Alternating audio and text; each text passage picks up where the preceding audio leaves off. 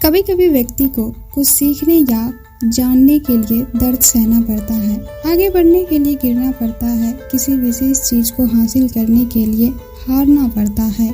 ऐसा इसीलिए है क्योंकि जीवन का सबसे बड़ा सबक दर्द से ही सीखा जाता है। चले हम इस वीडियो में एक कहानी के माध्यम से जानते हैं कैसे सफलता के लिए दर्द सहना पड़ता है। एक बार एक मूर्तिकार अपनी छेनी और हथौड़ी से एक पत्थर को भगवान की मूर्ति का आकार देने का प्रयास कर रहा था। जैसे ही वह छेनी पर अपना हथौड़ा चलाता, पत्थर जोर जोर से चिल्लाने लगता और कहता कि ये क्या कर रहे हो, मुझे इतना मार क्यों रहे हो, मुझे बहुत ज्यादा तकलीफ हो रही है, मुझे छोड़ दो और यहाँ से चले जाओ। मूर्तिकार ने उस पत्थर से कहा, मुझे भी बहुत अच्छे से पता है तुम्हें बहुत ज्यादा तकलीफ हो रही होगी, लेकिन यदि आज तुमने यह तकलीफ नहीं सहा तो जीवन भर इसी प्रकार तुम यहीं पर पड़े रहोगे। मूर्तिकार ने कहा, मुझे पता है तुम में आगे बढ़ने की अपार संभावना है, तुम एक बहुत अच्छे पत्थर हो, लेकिन यदि तुम इसी प्रकार से रहोगे तो कभी भी आगे नहीं बढ़ पाओगे। इतना कहकर के मूर्तिकार अपना छेनी और हथौड़ा उठाया ही था कि पत्थर फिर से चिल्लाने लगा,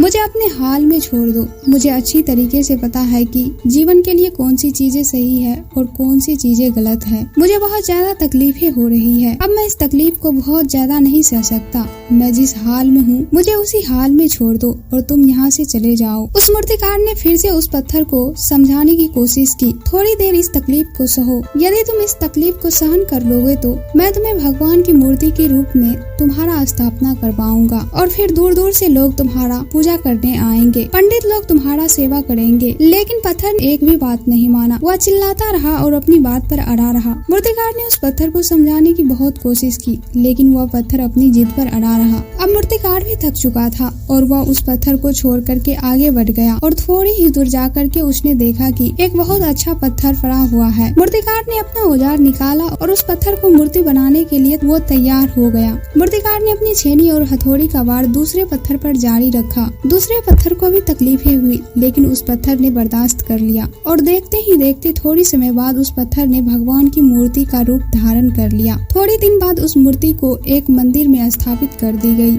और धीरे धीरे करके लोग वहाँ पूजा पाठ करने आने लगे। लोगों की मन्नतें वहाँ से पूरी होने लगी और वह मंदिर बहुत ज्यादा प्रसिद्ध हो गया। और फिर एक दिन उस पत्थर को उसी मंदिर में लाया गया और उस पत्थर को एक कोने में रख दिया गया। अब लोग आते और उस पत्थर पर नारियल फोड़ते। ये कोई और पत्थर नहीं था बल्कि वही पत्थर था जिसने दर्द सहने से मना कर दिया था। अब वो पत्थर मन ही मन बहुत ज्यादा पछताता, काश मैंने उस दिन उस तकलीफ को सह लिया होता, आज लोग मेरी पूजा करते।